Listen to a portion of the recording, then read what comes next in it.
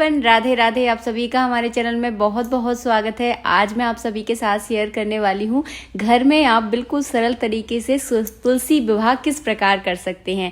तो जिस जगह आप तुलसी मैया का विवाह करना चाहते हैं उस जगह हल्दी से लीप ले, उस जगह चौक पूर लें और चौक पर जो है ना गेहूं का अनाज जो है ना ज़रूर रखना है आपको। तो अपने घर के आंगन में आप तुलसी मैया का विवाह कर सकते हैं।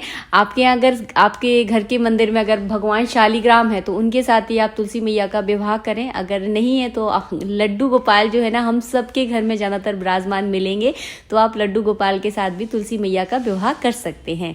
तो इस तरह से जो है ना हमने यहाँ पर चौकी बिछा ली है। तुलसी मैया का विवाह है तो गणेश जी की पूजा जो है ना अनिवार्य है, आपको ज़रूर करनी है। गौरी जी और गणेश जी को जो है ना चौकी पर आप विराजमान कर लीजिए। अगर आपके पास गौरी गणेश नहीं है तो आप इस तरह से सिपाड़ी से बना सकते हैं, कलावा लपेट कर। बिल्कुल आसान तरीका है, इजीली आप ध्यान से देखिए, आप भी इसको बना सकते हैं। तो आप सिपाड़ी के गौरी गणेश बनाकर चौकी पर उन्हें ज़रूर विराजमान कर लीजिए, बहुत ज़्यादा आवश्यक होते हैं। तो हमने इस तरह चावलों के पुंज पर जो है ना गौरी गणेश को यहाँ पर विराजमान कर लिया है। आप सबसे पहले जो है ना आपको गौरी गणेश का ही यहाँ पर पूजन करना है। और हाँ, एक बात और बता दूँ आपको, सबसे पहले घी का दीपक को आपको प्रज्वलित करना है और उसका पूजन करना बिल्कुल मत भूलना। उसके बाद हमें गणेश जी का पूजन करना है। तो यहाँ पर थोड़ा सा हमने गणेश जी पर जल चढ़ा दिया, कलावा रूपी वस्त्र अर्पित कर देंगे, जनेऊ चढ़ा देंगे, रोली का टीका कर देंगे, चावल चढ़ा देंगे, चंदन का टीका कर दीजिए। तो इस तरह से जो है ना आपको गणेश जी का पूजन जो है ना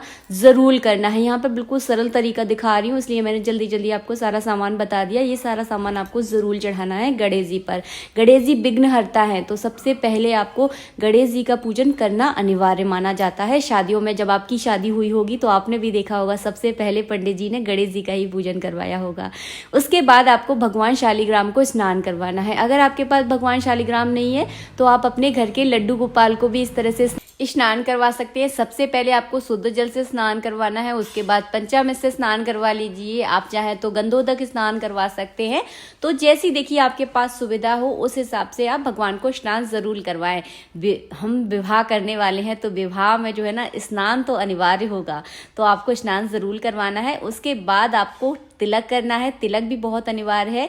उसके बाद जो है ना भगवान पर आप तिली अर्पित करें, क्योंकि भगवान शालिग्राम की पूजा में जो है ना एकादशी के दिन चावल चढ़ाना एकदम निषेध माना जाता है। तो आप चावल भूल कर भी ना चढ़ाएं, हमेशा तिली चढ़ाएं, ताकि कभी अगर तिथि ऊपर नीचे हो भी जाती है ना तो आपसे वो मिस्टेक नहीं होगी। इस वजह से बोल रही हूँ, हमेशा तिली चढ़ाएं आप जब भी श्री हरि की पूजा करें। उसके बाद जो है ना आपको मंजरी आवश्यक रूप से चढ़ानी है, ध्यान रखें। तो मंजरी आप एक दिन पहले तोड़ लें, क्योंकि एकादशी वाले दिन मंजरी नहीं तोड़ी जाती, तो एक दिन पहले तोड़कर रख लें। पूजा में आपको मंजरी जरूर चढ़ानी है। उसके बाद हमने कलावा रूपी वस्त्र अर्पित कर दिया, जनेऊ अर्पित कर दिया, क्योंकि जनेऊ जो है ना विवाह में आवश्यक रूप से चढ़ाया जाता है, पहनाया जाता है, तो आपको जनेऊ जरूर पहनाना है। उसके बाद हमने तुलसी मैया को जल चढ़ा दिया, उनको भी हमने बढ़िया से तैयार कर दिया है। देखिए कितनी सुंदर चुन्नी लग रही है। तो आप अपनी तुलसी मैया को साड़ी पहना सकती हैं, लहंगा चोली पहना सकती हैं, जो भी देखिए आपके पास उपलब्ध हो उस हिसाब से उन्हें तैयार जरूर करें। उसके बाद रोली का टीका कर दें, बिंदी लगा दें, तो उनको भी जो है ना पूरा श्रृंगार किया जाता है तुलसी मैया का। जैसे कि हमारी जब शादी होती है तो हमारे भी 16 श्रृंगार होते हैं ना, उसी प्रकार आपको तुलसी मैया का श्रृंगार करना है।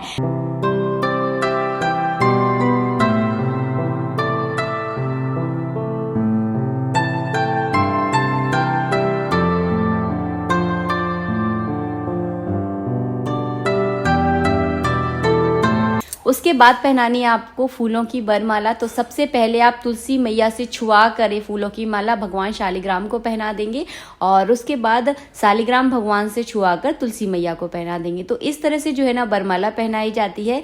तो ये भी रस्म आपको ज़रूर करनी है, अनिवार्य होती है। और फूलों की माला तो देखिए आपको ईजिली मिल जाएगी मार्केट में, कोई ज़्यादा मुश्किल नहीं है। मैं वही सारा सामान दिखाती हूँ जो आपको ईजिली मिल जाए और आपके लिए जो है ना ज़्यादातर पूजा जो है ना मुश्किल ना हो। तो इस तरह से जो आप वरमाला जो है ना जरूर पहनाएं भगवान शालिग्राम को और तुलसी मैया को। अगर भगवान शालिग्राम नहीं है तो लड्डू गोपाल को भी पहना सकते हैं। अगर लड्डू गोपाल भी नहीं है तो आप तस्वीर के साथ भी जो है ना तुलसी मैया की पूजा कर सकते हैं। श्री हरि की तस्वीर होनी चाहिए, तो इस बात का ध्यान रखिए, यानी भगवान विष्णु की तस्वीर होनी चाहिए। जिन लोगों को समझ में नहीं आई इसलिए मैंने दोबारा बोल कर जो है ना अच्छे से आपको समझा दिया। इसके बाद जो है ना किया जाता है गठबंधन। तो गठबंधन के अंदर क्या क्या रखा जाता है, हल्दी की गांठ, सुपारी, थोड़ी सी तिली रखी है और कुछ दक्षिणा रखनी है, 11 रुपये, 21 रुपये, 51 रुपये, जैसी देखिए आपकी स्थिति हो उस हिसाब से रख सकते हैं। इसके बाद आपको गठ जोड़ा करना है। गठ जोड़े में पीले कलर का वस्त्र जो है ना भगवान शालिग्राम का है और लाल कलर की चुन्नी हमारी तुलसी मैया की है। तो कलर का ध्यान रखना है। श्री हरि की पूजा में पीला कलर विशेष माना जाता है, इसलिए भगवान शालिग्राम को आप पीले कलर का दुपट्टा ओढ़ाएं और तुलसी मैया को लाल कलर का, क्योंकि सुहाग की निशानी जो है ना लाल कलर होता है। आई होप आप सारी चीजें समझ पा रहे होंगे। तो इस तरह से आपको गठबंधन करना है। उसके बाद तुलसी मैया की पूरी मांग भरनी है। तो शालिग्राम से छुआ कर रोली और जो कुमकुम होता है, जिसे सिंदूर भी बोला जाता है, मांग भरने वाला, वो सिंदूर जो है ना 7 बार आपको तुलसी मैया के मांग में भरना है। आप चाहे तो यहाँ पर सोने की अंगूठी का भी यूज कर सकते हैं, चांदी का जो कॉइन होता है उसका भी यूज कर सकते हैं, तो अपने हिसाब से देख ले। उसके बाद बिछिया जो है ना बहुत ज्यादा जरूरी होते हैं, जिनके घर में बिछिया पहने जाते हैं। जैसे कि हमारे रीति रिवाजों के अनुसार देखा जाए तो हम लोग बिछिया जरूर पहनते हैं, सुहाग की निशानी मानी जाती है। अगर आपके यहाँ पहने जाते हैं तो आप जरूर चढ़ाएं। उसके बाद आपको चूड़ियाँ चढ़ानी है। चूड़ियाँ भी सुहाग की निशानी होती हैं। आप चाहे तो लाख की चूड़ियाँ चढ़ा सकते हैं, आप चाहे तो कांच की चूड़ियाँ चढ़ा सकते हैं। दोनों ही जो है ना बहुत शुभ माना जाता है। इसके बाद आपको हल्दी लगानी है, महावर लगाना है, यानी आलता जिसे बोला जाता है। तो हमारे यहाँ महावर आलता जो है ना बहुत ज़रूरी होता है सुहाग में, इसलिए सबसे पहले मैंने हल्दी लगा दी है, उसके बाद महावर लगा दिया है। तो ये सारी रस्में जो है ना आपको ज़रूर करनी है। बिल्कुल सरल तरीका बताने की कोशिश कर रही हूँ ताकि आप आसानी से आप तुलसी मैया का ब्याह कर सकें। इसके बाद जो है ना आपको ऋतु फल का भोग लगाना है। तो सिंघाड़े जो है ना हमारे यहाँ ऋतु फल माने जाते हैं, इसी सीजन में आते हैं, तो सिंघाड़े का भोग आप जरूर लगाएं। उसके बाद मिठाई का भोग लगा लें। इसके बाद होती है भामर की परिक्रमा। तो आपको 7 परिक्रमा जो है ना तुलसी मैया और शालिग्राम की करानी होती है। अगर आपकी तुलसी मैया बहुत छोटी सी है, उनका गमला छोटा सा है, तो आप इजिली उनका गमला उठाकर और भगवान शालिग्राम को हाथ में लेकर परिक्रमा करवा दे साथ। अगर आपकी तुलसी मैया बड़ी हैं तो बिल्कुल ना उठाएं, ध्यान रखें। देखिए दिक्कत हो सकती है, आप भी गिर जाए और तुलसी मैया भी गिर जाए, तो ध्यान रखें, ना उठाएं, कोई दिक्कत नहीं है। केवल आप ही 7 परिक्रमा कर ले, क्योंकि पूजा जो है ना एकदम भाव की होती है, तो ध्यान रखें, सावधानी रखना बहुत जरूरी होता है।